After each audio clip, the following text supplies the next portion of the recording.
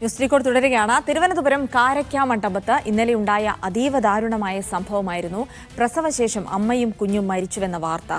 വീട്ടിൽ നടത്തിയ പ്രസവത്തിനൊടുവിലാണ് മരണം. അക്യൂപങ്ക്ചർ ചികിത്സാ രീതി വഴി അശാസ്ത്രീയമായി വീട്ടിൽ വെച്ച് ഡെലിവറി നടത്താനുള്ള ശ്രമമാണ് 2 ജീവനുകൾ എടുക്കുന്നതിൽ കലാശിച്ചത്.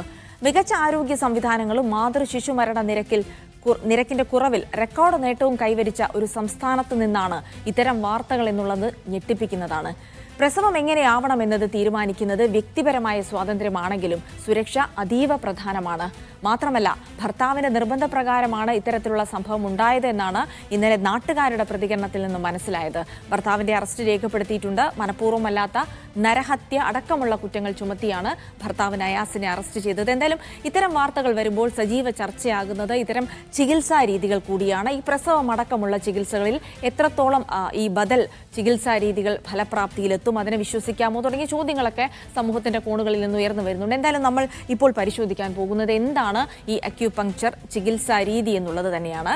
അതായത് നമുക്കറിയാം, ഈ അക്യൂപങ്ക്ചർ ചികിത്സാ രീതി വരുന്നത് ചൈനയിൽ നിന്നാണ്. 1000 വർഷത്തിലധികം പഴക്കമുള്ള ഒരു ചികിത്സാ രീതി. നമ്മൾ എങ്ങനെയാണോ ആയുർവേദത്തെ കാണുന്നത്, അതുപോലെ തന്നെയാണ് ചൈനീസ് അക്യൂപങ്ക്ചർ ചികിത്സാ രീതിയെ കാണുന്നതെന്നാണ് മനസ്സിലാക്കാൻ കഴിയുന്നത്. ഈ ചികിത്സാ രീതി എന്താണെന്ന് വെച്ചാൽ ഈ വേദന സംഹാരി ചികിത്സാ രീതി എന്നാണ് അറിയപ്പെടുന്നത്. നമ്മുടെ വേദനയെ റിലീസ് ചെയ്തുകൊണ്ട് വേദനയെ മാറ്റാൻ ഉപകരിക്കുന്ന ഒരു ചികിത്സാ സമ്പ്രദായമാണ്. അതായത് ശരീരത്തിൽ നിരവധി പ്രഷർ പോയിന്റുകൾ, 360-ലധികം പ്രഷർ പോയിന്റുകൾ ശരീരത്തിലുണ്ട് എന്നാണ് ഈ അക്യൂപങ്ക്ചർ ചികിത്സകർ വാദിക്കുന്നത്. ഈ പ്രഷർ പോയിന്റുകളിൽ മർദ്ദം നൽകുന്നു. ആ മർദ്ദം നൽകുന്നത് ലോഹസൂചികൾ ഉപയോഗിച്ച് മർദ്ദം നൽകുന്നു. അങ്ങനെ മർദ്ദം നൽകുമ്പോൾ ശരീരത്തിലെ ശക്തി, അതായത് അവർ ഊർജ്ജം എന്നാണ് പറയുന്നത്, ഈ ഊർജ്ജം റിലീസ് ആവുകയും അവിടെ നിന്ന് നമുക്ക് ഈ വേദന കുറയുകയും ചെയ്യുന്നു എന്നാണ് പറയുന്നത്. ഇതൊക്കെ എത്രത്തോളം ശാസ്ത്രീയമാണ് എന്നുള്ളത് പഠനങ്ങളൊക്കെ നടത്തിയിട്ടുണ്ടെങ്കിൽ പോലും തെളിയിക്കാൻ പറ്റാത്തൊരു കാര്യം തന്നെയാണ്. അതായത് ഇങ്ങനെ നമ്മുടെ വേദനയുള്ള ഭാഗത്ത് ചെറിയ ലോഹസൂചികൾ കുത്തിവെക്കുന്നു. ഈ ലോഹസൂചികളിലൂടെ നേർത്ത വൈദ്യുത പ്രവാഹം കടത്തിവിടുന്നു.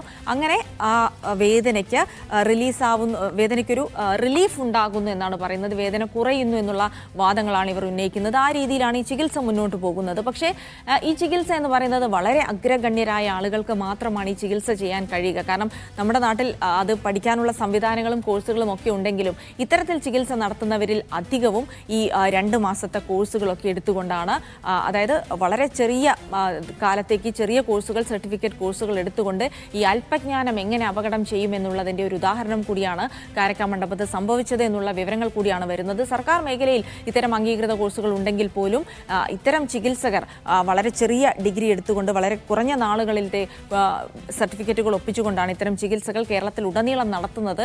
അതായത് തലവേദന പോലുള്ള അസുഖങ്ങൾക്കൊക്കെ ഇത് ഫലപ്രദമാണ് എന്ന് അനുഭവസ്ഥർ പറയുന്നുണ്ട്. പക്ഷേ ഇത് സംബന്ധിച്ച് നിരവധി ശാസ്ത്രീയ പഠനങ്ങൾ നടത്തിയിട്ടുണ്ടെങ്കിൽ പോലും അതിൻ്റെ ഫലപ്രാപ്തിയെക്കുറിച്ചുള്ള ശാസ്ത്രീയ പഠനങ്ങൾ ഇതുവരെ തൃപ്തികരമല്ല എന്നുള്ള റിപ്പോർട്ടുകൾ കൂടിയാണ് വരുന്നത്. എന്തായാലും നമുക്കറിയാം, ഈ ഒരു കാര്യം കൂടി ഇതുമായി ചേർത്ത് പറയേണ്ടതുണ്ട്. അതായത് അമേരിക്കൻ പ്രസിഡന്റ് ആയിരുന്ന റിച്ചർഡ് നിക്സൺ, അദ്ദേഹം ചൈനയിലെത്തിയ സമയത്താണ് ഇത്തരമൊരു ചികിത്സാ രീതിക്ക് ലോകമെമ്പാടും വലിയ പ്രചാരമുണ്ടായത്. അന്ന് അദ്ദേഹത്തിൻ്റെ കൂടെ ഡോക്ടർമാരടക്കമുള്ള ഒരു സംഘം ഉണ്ടായിരുന്നു. അപ്പോൾ അവർക്ക് മുൻപിൽ ഈ അക്യൂപങ്ക്ചർ വഴി ഹൃദയ ശസ്ത്രക്രിയ വരെ നടത്തി ഈ ചൈനീസ് അക്യൂപങ്ക്ചർ ചികിത്സകർ കാണിച്ചു എന്നാണ് പറയുന്നത്. പക്ഷേ പിന്നീട് ഇത് അവർക്ക് ചെറിയ തോതിൽ മയക്ക് മരുന്നുകൾ അല്ലെങ്കിൽ ഈ വേദന സംഹാരികൾ കൊടുത്തുകൊണ്ട് നടത്തിയ ഒരു നാടകമായിരുന്നു എന്നുള്ള തെളിവുകളൊക്കെ പിന്നീട് വന്നിരുന്നു. എന്തായാലും ഇത്തരം ചികിത്സാ രീതികൾ എടുക്കുമ്പോൾ എന്തൊക്കെ കാര്യങ്ങളാണ് സൂക്ഷിക്കേണ്ടത്, ഇത്തരം ചികിത്സകൾ ഏതൊക്കെ കാര്യത്തിനാണ് ഫലപ്രദം എന്ന് നമുക്കറിയണമെങ്കിൽ അതൊരു വിദഗ്ധ അഭിപ്രായം തന്നെ തേടേണ്ടതുണ്ട്. ഡോക്ടർ മുഹമ്മദ് ഇസ്മായിൽ കെ ഉണ്ട്. അദ്ദേഹം എത്തിക്കൽ മെഡിക്കൽ ഫോറത്തിന്റെ പ്രസിഡന്റാണ്. അദ്ദേഹം ഇതുമായി ബന്ധപ്പെട്ട് സംസാരിക്കും. വളരെ സങ്കടകരമായ ഒരു സംഭവമാണ് തിരുവനന്തപുരത്തുണ്ടായത്. മുമ്പ് 3 സിസേറിയൻ കഴിഞ്ഞ ഒരു ഉമ്മ, അവർ 4ാമത്തെ പ്രസവം വീട്ടിൽ ശ്രമിക്കുകയാണ് ചെയ്തത്. ഇത്തരം ആൾക്കാർക്ക് ഇങ്ങനെ ധൈര്യം കൊടുക്കുന്ന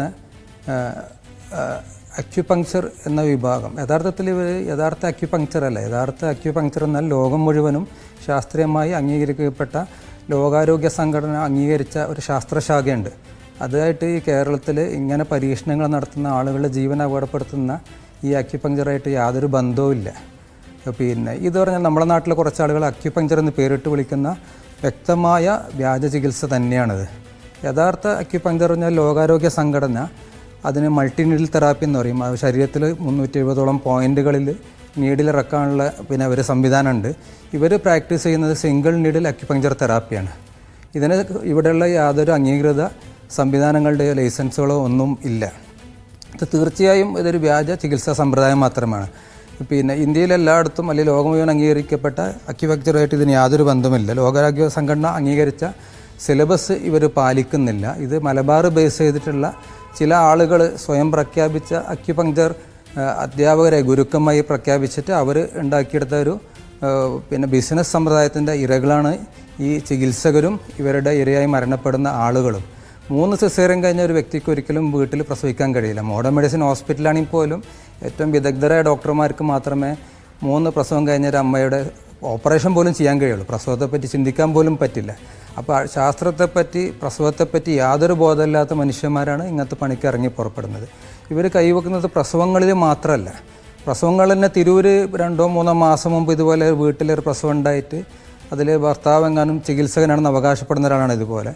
പിന്നെ അവർ ഫേസ്ബുക്കിലെല്ലാം സോഷ്യൽ മീഡിയയിലൊക്കെ പോസ്റ്റ് ഇട്ട് 3-ാം ദിവസം ആ കുട്ടി മരിച്ചു. അത് മിക്കവാറും നിയോനാറ്റൽ ടെറ്റനിസ്, നവജാത ശിശുവിലുണ്ടായ ടെറ്റനസ് ആയിരിക്കും. കാരണം ജനിക്കുമ്പോൾ ഉമ്മമാരിൽ ഗർഭത്തിൽ ടെറ്റനസിന് വാക്സിൻ എടുക്കാത്തതുകൊണ്ട് കുട്ടിയിൽ ടെറ്റനസ് വന്നതാവാനാണ് സാധ്യത എന്നാണ് ആ ഭാഗത്തുള്ള ഡോക്ടർമാർ പറയുന്നത്. അതുപോലെ തന്നെ ഇവർ രോഗികളെ പ്രമേഹരോഗ ചികിത്സ പൂർണ്ണമായിട്ട് നിർത്തലാക്കിയിട്ട് ഒരുപാട് പ്രമേഹ രോഗികൾ അപകടങ്ങളിൽപ്പെട്ട് വരാറുണ്ട്. ബ്ലഡ് ഷുഗർ 600-700 ആയിട്ട് ബോധമില്ലാതൊക്കെ കൊണ്ടുവരുന്ന രോഗികൾ കോട്ടക്കൽ തിരൂർ ഭാഗത്ത് ധാരാളമായി കാണപ്പെടുന്നുണ്ട്. ഇങ്ങനത്തെ രോഗികളോട് ഇവർ പറയുന്നത് ഞങ്ങളുടെ ചികിത്സ തുടങ്ങുന്നതോടുകൂടി നിങ്ങൾ ബ്ലഡ് ഷുഗർ ഒന്നും നോക്കരുതെന്നാണ് പറയുന്നത്. ഒരുവിധം ബുദ്ധിയുള്ള മനുഷ്യന്മാർക്കൊക്കെ മനസ്സിലാവില്ലേ, പ്രമേഹത്തിനാണ് ചികിത്സിക്കുന്നതെങ്കിൽ അത് പിന്നെ മാറിയിട്ടുണ്ടോ എന്ന് മനസ്സിലാവണമെങ്കിൽ ബ്ലഡ് ഷുഗർ നോക്കണം. ഇവരുടെ ഒന്നാമത്തെ ഒരു സൂത്രം തന്നെയാണത്. സൂത്രമായിട്ട് ഇവർ പറയുന്നത് നിങ്ങളൊരിക്കലും ബ്ലഡ് ഷുഗർ നോക്കരുത്, അക്യുപങ്ക്ചർ ചികിത്സ എടുത്ത രോഗം മാറിക്കോളുന്നതാണ്. അപ്പോൾ സാമാന്യ ബുദ്ധിയുള്ള ആരുപോലും ഇങ്ങനത്തെ ഒരു നിർദ്ദേശം സ്വീകരിക്കുകയില്ല. ആ സമയത്താണ് ആളുകൾ ഇവരിങ്ങനെ പറ്റിക്കുന്നത്. പിന്നെ ഇവർ പറയുന്ന ഒരു കാര്യമാണ്, യൂറോപ്യൻ രാജ്യങ്ങളിലൊക്കെ വീടുകളിൽ പ്രസവങ്ങൾ നടക്കാറുണ്ട്, അവിടെ നിന്ന് ആശുപത്രിയിൽ പോകാറില്ല. പ്രസവം ഒരു നാച്ചുറൽ പ്രക്രിയയാണ്, അതിന് ആശുപത്രിൻ്റെ ഒന്നും ആവശ്യമില്ല എന്നുള്ളതാണ്. വളരെ ശരിയാണ്. പ്രസവം മാത്രമല്ല, രോഗശമനവും അത് പ്രകൃതിയുടെ പിന്നെ നാച്ചുറൽ പ്രോസസ്സ് തന്നെയാണ്. നമ്മുടെ ശരീരത്തിൽ രോഗം വന്നാൽ മാറുമെന്നുള്ളത് നാച്ചുറൽ പ്രോസസ് ആണെങ്കിലും ചില സമയത്ത് നമ്മൾ ഇടപെടേണ്ടി വരും. എപ്പോൾ ഇടപെടണം, എപ്പോൾ ഇടപെടാതിരിക്കണം, അതാണ് ശാസ്ത്രം നമ്മളെ പഠിപ്പിക്കുന്നത്. അതറിയാത്ത ആളുകൾ പ്രസവം പിന്നെ കൈവെക്കുമ്പോഴാണ് ഇതുപോലെ മരണങ്ങൾ ഉണ്ടാവുന്നത്. അപ്പോൾ യൂറോപ്യൻ രാജ്യങ്ങളിൽ ഒരിക്കലും വീടുകളിൽ പ്രസവം ഉണ്ടെങ്കിലും അവർക്ക് നാച്ചുറലായിട്ടുള്ള എല്ലാ ചെക്കപ്പുകളും ആശുപത്രിയിൽ നടക്കുന്നുണ്ട്. നോർമലായിട്ട് വീടുകളിൽ പ്രസവിക്കും എന്ന് ഉറപ്പുള്ള ആളുകളെ മാത്രമേ വീടുകളിൽ പ്രസവിക്കാൻ പ്രൊമോട്ട് ചെയ്യാറുള്ളൂ. അപ്പോൾ തന്നെ അവിടെ വീടുകളിൽ ട്രെയിൻഡ് ആയിട്ടുള്ള ഹോം നഴ്സുമാരെ പോലത്തെ ആളുകളെ ഗവൺമെൻറ് പ്രൊവൈഡ് ചെയ്യുന്നുണ്ട്. എന്തെങ്കിലും കോംപ്ലിക്കേഷൻ ഉണ്ടെങ്കിൽ പെട്ടെന്ന് എടുത്ത് ഹോസ്പിറ്റലിൽ എത്തിക്കാനുള്ള സംവിധാനം അവിടെ ഉണ്ട്. അപ്പോൾ അതൊന്നും ഇല്ലാതെ ഈ ഒരു സംവിധാനത്തിൽ ഇവർക്കൊരു കോംപ്ലിക്കേഷൻ വന്നാൽ എന്താ ചെയ്യേണ്ടത്, കുട്ടി ശ്വസിച്ചില്ലെങ്കിൽ കരഞ്ഞില്ലെങ്കിൽ എന്താ ചെയ്യേണ്ടത്, കുട്ടീനെ എങ്ങനെ ക്ലീനായിട്ട് സെപ്സിസ് ഇല്ലാതെ ഇൻഫെക്ഷൻ ഇല്ലാതെ എങ്ങനെ പ്രസവം എടുക്കാം എന്നറിയാത്ത ആളുകൾ നമ്മുടെ നാട്ടിൽ പ്രസവം എടുക്കുന്നത് യൂറോപ്യൻ നാടുകളിലെ പ്രസവമായിട്ട് താരതമ്യം ചെയ്യുന്നത് ആളുകളെ വെറുതെ പറ്റിക്കലാണെന്ന് നമുക്ക് പറയാനുള്ളത്. പിന്നെ ഈ ആളുകളുടെ ഇരകൾ എന്ന് പറഞ്ഞാൽ സാധാരണ 10ാം ക്ലാസ് കഴിഞ്ഞാൽ നമ്മുടെ നാട്ടിൽ നടക്കുന്ന ആളുകളൊക്കെയാണ് ഈ പറഞ്ഞ അക്യുപങ്ക്ചറിൻ്റെ 2 ആഴ്ചത്തെ 3 ആഴ്ചത്തെ കോഴ്സിന് 30,000-40,000 രൂപ കൊടുത്തിട്ട് ഡോക്ടർമാരെന്ന് പറഞ്ഞാൽ നമ്മുടെ നാട്ടിൽ മലപ്പുറം ജില്ലയിലും മലബാറിലും നിറയെ ഇവരുടെ ബോർഡുകൾ കാണും, അക്യൂ ഹീലർ എന്ന് പറഞ്ഞിട്ട്. സാധാരണ മനുഷ്യന്മാരുടെ ചെറിയൊരു ബലഹീനത, ചികിത്സകനാവണം എന്നുള്ള ചെറിയൊരു ബലഹീനത മുതലാക്കിയിട്ടാണ് വലിയൊരു ബിസിനസ്സായിട്ട് ഒരു മാസത്തിൽ എനിക്കൊന്ന് ഒരു ബാച്ച് 2 ആഴ്ച കൊണ്ട് 3 ആഴ്ച കൊണ്ട് ഇറങ്ങുമ്പോൾ 30-40 ആളുകൾ വെച്ചിട്ട് കേരളത്തിൽ അല്ലെങ്കിൽ മലബാറിൽ 6,000-7,000 ആളുകൾ ഈ വ്യാജ അക്യുപങ്ക്ചർ ചികിത്സകരുണ്ട്, വ്യാജന്മാർ. ഒറിജിനൽ ഡിഗ്രിയുള്ള 4.5 വർഷം കോഴ്സ് എടുത്തിട്ട് അക്യുപങ്ക്ചർ പ്രാക്ടീസ് ചെയ്യുന്ന ആൾക്കാർ കേരളത്തിൽ 100-ന്റെ താഴെയേ ഉള്ളൂ. അവരെ വെച്ച് നോക്കുമ്പോൾ ഇവർ 6,000-7,000 ആളുകൾ ഇപ്പോൾ ഉണ്ടായി കഴിഞ്ഞിട്ടുണ്ടാവും. ഇതൊരു ബിസിനസ് മാത്രമാണ്. കുറേ ആളുകൾ അവരുടെ ബലഹീനതകൾ മുതലെടുത്ത് പറ്റിക്കുന്ന ഒരു ബിസിനസ് മാത്രമാണ്. ഇതെങ്ങനെ ഇത് പെരുകുന്നു എന്ന് നോക്കുമ്പോഴാണ് ഇവർ കൊടുക്കുന്ന സർട്ടിഫിക്കറ്റ് പറഞ്ഞാൽ BSS ഭാരത് സേവക് സമാജിൻ്റെ സർട്ടിഫിക്കറ്റാണ് ഇവർ കൊടുക്കുന്നത്. ഭാരത് സേവക് സമാജ് എല്ലാത്തിനും സർട്ടിഫിക്കറ്റ് കൊടുക്കുന്നുണ്ട്. 3 മാസം ഒരു ലാബിൽ നിന്ന് കഴിഞ്ഞാൽ ലാബ് ടെക്നീഷ്യൻ പറഞ്ഞ സർട്ടിഫിക്കറ്റ് കൊടുക്കും. അല്ലെങ്കിൽ സർവേയുടെ കൂടെ കുറച്ചാലും ആ മീറ്ററൊക്കെ പിടിച്ച് കിടക്കുന്ന ആൾക്ക് സർവേയുടെ സർട്ടിഫിക്കറ്റ്, അത് ജസ്റ്റ് ഒരു ബേസിക് ഒരു സ്കില്ലുണ്ടെന്ന് അറിയാനുള്ള സർട്ടിഫിക്കറ്റ് മാത്രമാണ്. അതൊരു ക്വാളിഫൈഡ് സർട്ടിഫിക്കറ്റ് അല്ല എന്ന് കഴിഞ്ഞ വർഷം മദ്രാസ് ഹൈക്കോടതി വിധിച്ചിട്ടുണ്ട്. ഇങ്ങനത്തെ സർട്ടിഫിക്കറ്റ് വെച്ചിട്ട് ആളുകളെ ചികിത്സിക്കുകയാണെങ്കിൽ അവർ പിന്നെ അതുമൂലം വരുന്ന നാശങ്ങൾക്ക് ഇവർ ഉത്തരവാദികളാണ്, ഇവർ പണിഷബിളാണെന്ന് കഴിഞ്ഞ വർഷം മദ്രാസ് ഹൈക്കോടതി വിധിച്ചിട്ടുണ്ട്. ഇത്തരം ചികിത്സകർ 1.5 ലക്ഷത്തോളം മദ്രാസിലുണ്ട്. കാരണം ഈ പറഞ്ഞ വ്യാജ അക്യുപങ്ക്ചർ ചികിത്സയുടെ ഉറവിടം തമിഴ്നാടാണ്.